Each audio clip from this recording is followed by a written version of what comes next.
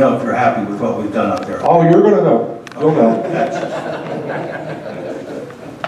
What did you say, Bruce? You'll know. He said you're gonna know. Eric Sivavec, 211 Georgetown Road. I don't know how well this is going to work with having the public comment afterwards. You had voted on that number 166-2015 in regards to the AT&T wireless. As a member of the Planning Commission, it sounded different than the way it was presented to us. Tommy mentioned something. Real quick, just for clarification, if it's on the agenda, you can bring it up during the 7 to 7:30. You don't have to wait until after. Okay. Well, why did this sound different than as a Planning Commissioner member? Tommy mentioned that the tower would be alongside the building or so. No. It's on the roof. Correct, and that's you mentioned on the side of the building, though, is what I heard. Yeah, did you have this drawing for your meeting? We did. So how high was that? They're on the side of the panel on the roof. They don't project higher than the roof. So there's a screen that's on top of the building that goes, what is it, Bruce? 30 feet tall? You're aware of that? That's what it is? The building's 85 feet. And then on top of that is a 30-foot screen that goes up that hides a lot of the satellite dishes or towers or different things that way. He had said that it won't exceed the height of the building. So it does not exceed the height of that curtain that is there. No, it does not exceed the height of the building.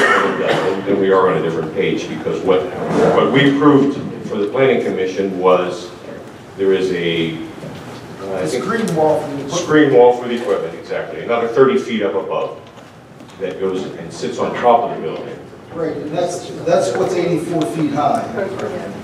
And the antenna is attached to that. So it is under the 84 feet, but it is sitting on top of the building behind that screen. No, it's attached to the side of that screen.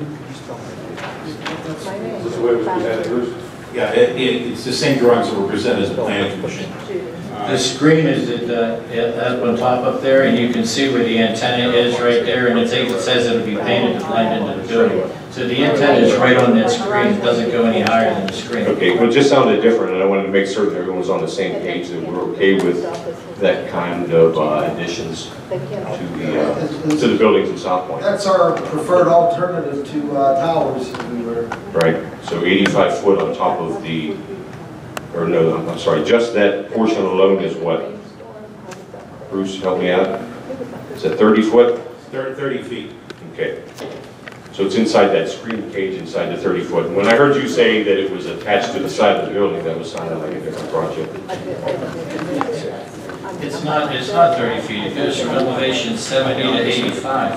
It's only 15 feet. Well, there's 3 stories. There's a 3-story screen on top of 4600 January Court. I just want to explain to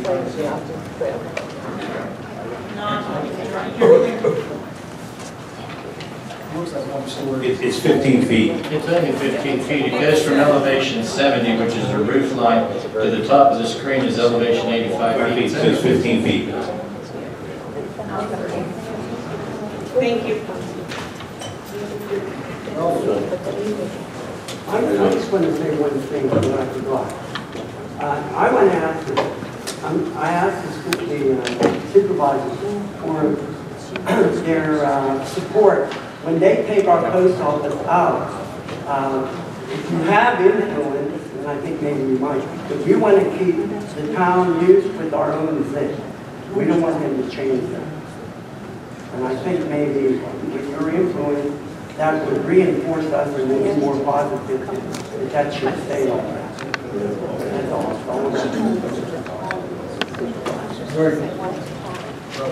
Good evening. My name is Ralph Ciotti, 109 Georgetown Road. A few years back, when the water, and this was where when the water was coming through our area, they stopped about a mile down the road from us. And American Water told us that you're on the next phase. Well, the next phase never came. 6, 7, 8, 9 years. I was on American Water, completely trying to get them to run water up to 13 homes on Georgetown Road and up Ciotti Lane, our private road. And they gave me an estimate of $220,000, my cost. That was even with grants they said from the state. And Jesse White's office gave me a connection in Harrisburg to call. And I bugged them people, I called them, wrote letters to them, and talked to a woman there. And finally, they had, about 2 years ago, they had a meeting at the fairgrounds. And they sent me a letter asking me to come there, and anybody else that had a complaint about water. And the only one, Elizabeth, showed up at that meeting with us. And the woman says, it's nice to put a face to a name. She says, I've talked to you how many times, she says, and we can't get water. Well, finally, about a year ago, they called me and told me that they were going to run water up Georgetown Road. They were going to run a 12-inch line up Georgetown and an 8-inch line up Ciotti Lane, provide for all my family's homes. So the engineering company come up, and we had to sign a waiver to let them run the line up through our properties. And he gave me the drawings, and on Ciotti Lane, again Ciotti Lane, they were going to put a fire hydrant. Whenever the job was completed, American Water called me and told me Cecil Township eliminated a fire hydrant at the end of our lane. And so I called Cecil Township. First of all, I said, who do I talk to now? And he said, it was an older man who drove an old police car. So that's all I knew. So I called Cecil Township. And I still don't know the name of the guy, but I think they said he's gone now. He got real smart with me. You know, I told him, why would they eliminate the fire hydrant? He says, it's a private road. I said, well, we pay taxes like everybody else. Why would we eliminate the fire hydrant? So they took the fire hydrant that was supposed to be on our lane and put an extra one on Georgetown Road. It protects the field over there. It's straw and hay instead of homes that are worth $400,000 or $500,000. So I got back with American Water and complained to them, and they said, and the engineering company said, the fire hydrant should be put in there. So American Water is willing to install the fire hydrant for free. If Cecil Township will pick up the $15 a month maintenance fee. And that's what they told me. And I talked to Jay Lucas with American Water, and he said they will install the fire hydrant for free if people will accept. Now, you know, one part that's funny, when I talked to this gentleman, I said, what do I have to do? Go to the supervisors meeting. He said, I have nothing to do with this. He said, I have the final say. That's what it is. He was really ignorant with me whenever I talked to him. And I think DJ said he's gone now. But it was really ignorant for somebody to call in and to say something like that. But now I'm asking, if I come before the board for this and you're going to be able to do something for me, get this fire hydrant put in, and will they pick up the fee for the $15 a month maintenance fee? Question, Ralph. Where would the fire hydrant be, at the top of the hill? Be on the last house, yes. Okay, it's $15 A month is a service fee, for he told me. the whole road. Yeah, that's for the fire hydrant. Yeah, somebody has to pay it. Ralph, I don't know if it was explained to you that the water company put as many as we asked for. The township has to pay for it, which is the taxpayers. No, they'll install it for free, they said.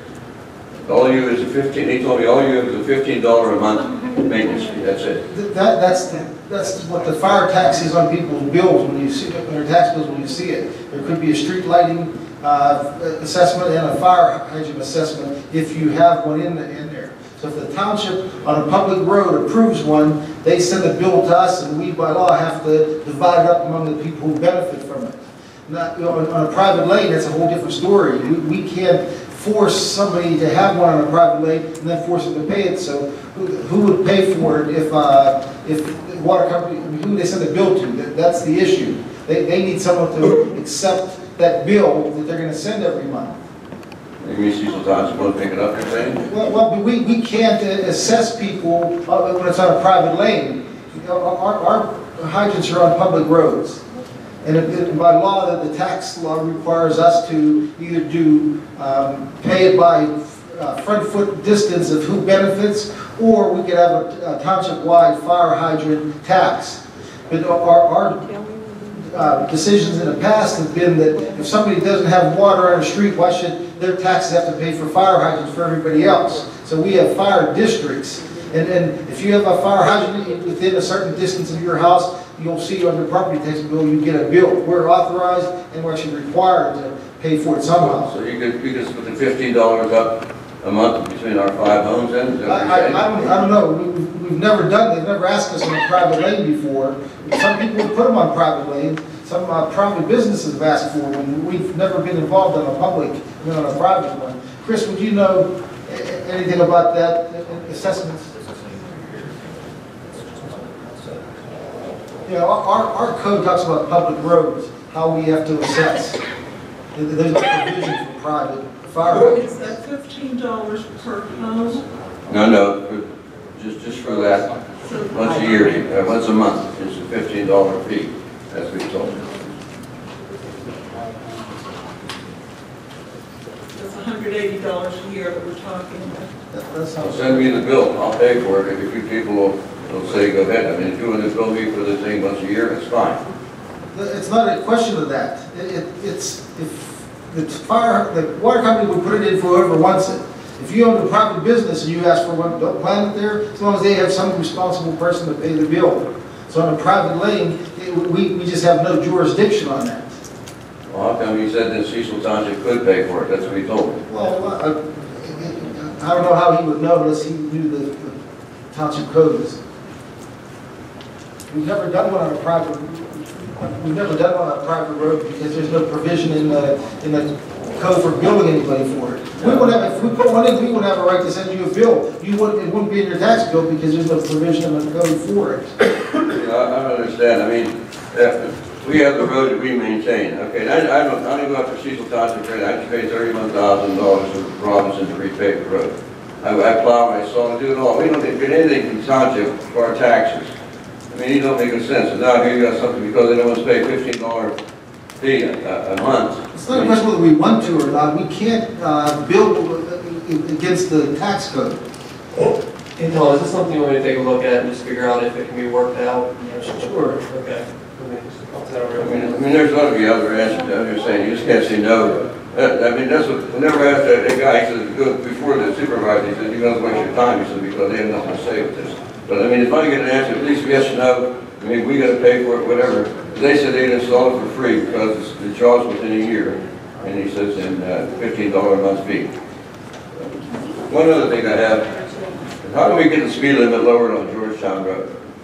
I mean, this is a disaster there. I mean, I've gone to the police station, they've come up a couple times and said, it's 40-mile-an-hour zone. You go on 19, a divided highway, it's 40-mile-an-hour zone. You go up our place, it's like a racetrack. They had to switch my grandson's bus stop to the other side because people going through the lights of the buses.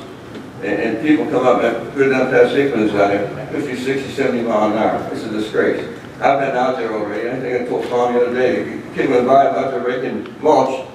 He goes by and I told him to slow down. He told me to shut up. He went down the road. He come back up the road a few minutes later. He said, get off the road, old man. He all screamed over me. And he come back the third time to give me the finger. Well, by that time, I went out, I got a gun. I'll tell you what, I told Tommy, I probably went to jail. I'll probably find that car. Did you get a license number? No, I didn't. But I figured he had to live in either Hill Station or in Henderson. Elizabeth, that was my suggestion, by the way. Pardon? Get the license plate, not a gun. Yeah, I know. I was going to find a video for you. But I mean, that's the way it is. I mean, they fly up and down that road. You go up there in the morning, 7 o'clock in the morning, there's cars going towards Peter Township from Henderson to, I mean, and I come down there, and the police come up, sat there a few times in our driveway, but it doesn't do anything, it'll slow down for a while. I think it is a sad reflection on how people drive anymore. That just a few days ago, last week, I saw a school bus that was stopped and the stop sign was out and a van went right around it. Luckily, no kid got hit. I carry a rock and I take my grandson down with me. I'm hoping to hit a car until it'll stop. But I'll tell you what, I mean, that's the way it Ralph, you have to understand there's a law for everything, even for townships. The state tells us what the slowest speed we can put on the road, and that's 25 miles an hour. I mean, we can't do a 20 or 15. I mean, can't they lower the, I mean, can't you people go to the state and... Yeah, we can petition, and again, just on your request, we do it all the time for people on state roads, and it's just a petition asking them. What is the 40 mile an hour. 40? But they don't go, they went 40, it won't be bad.